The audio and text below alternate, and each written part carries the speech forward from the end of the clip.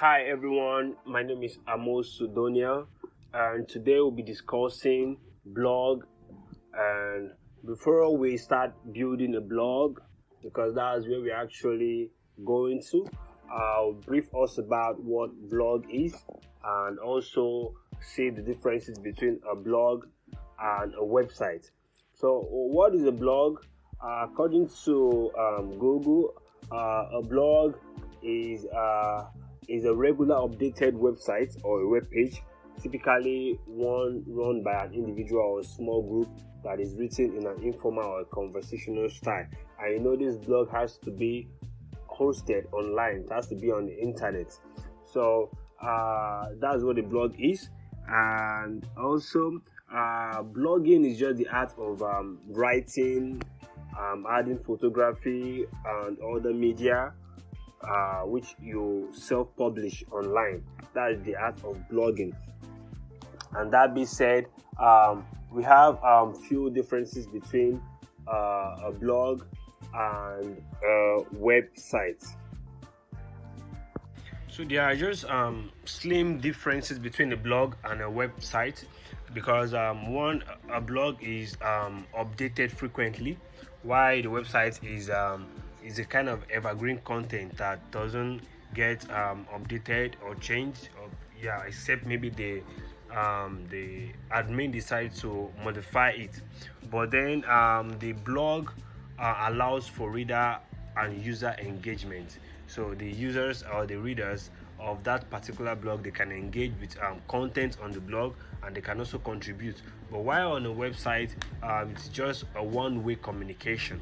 The admin or the owner of the site just posts something there, or just design something that you can't contribute or engage with. All you have to do is to just view, and then you either patronize them or something. You understand? So that is what, and that's just the differences between the blog and the website. So, and that being said, I also want to discuss about niche, because before you start a blog, you have a kind of idea of what you want to do with your blog. You understand? So, and that is the niche. So often beginners marketers assume they have to know everything, and I mean everything about a niche before they choose to start their blog. But that's wrong. You can start a niche blog with limited knowledge about that particular niche.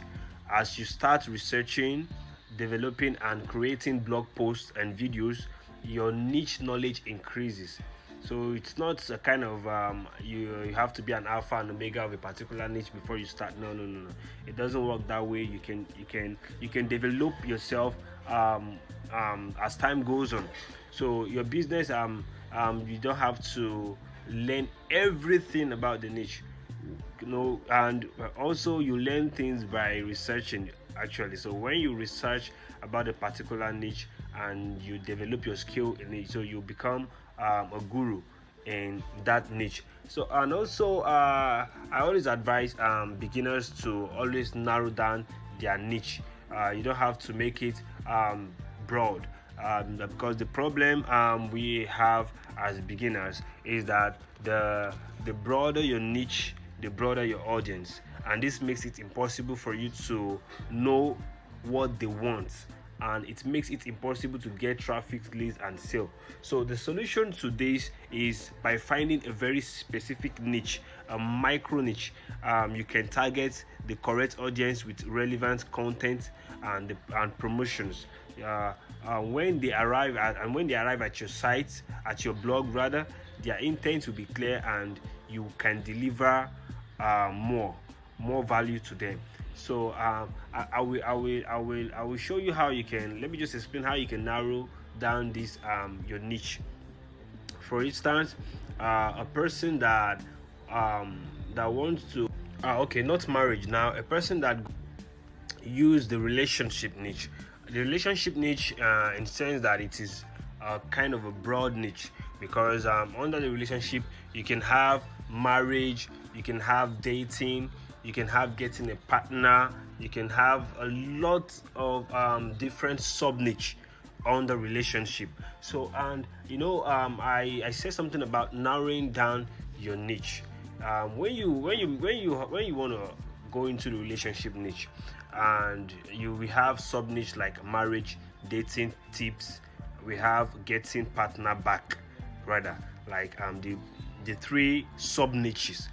You can narrow down each of these sub niches. Like for the marriage sub niche, which is under the relationship, you can just narrow it down to reconciliation, divorce, moving on after divorce. You see, these three niche are kind of micro niche under the sub niche marriage.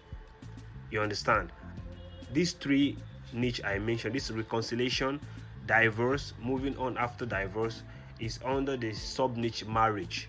You see, everything has to do with marriage, and then this marriage is under relationship.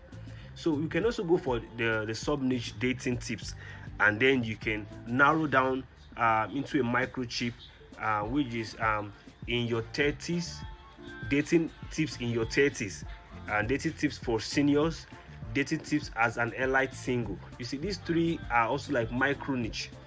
You understand what I'm trying to say? So you narrow down the into your niche. You just don't take a broad niche and then you have a lot of things to cover. You have all of these things I'm mentioning. You have marriage to cover, you have dating tips, you have getting partner back, and then you have all this micro niche under these sub niches. It's kind of broad.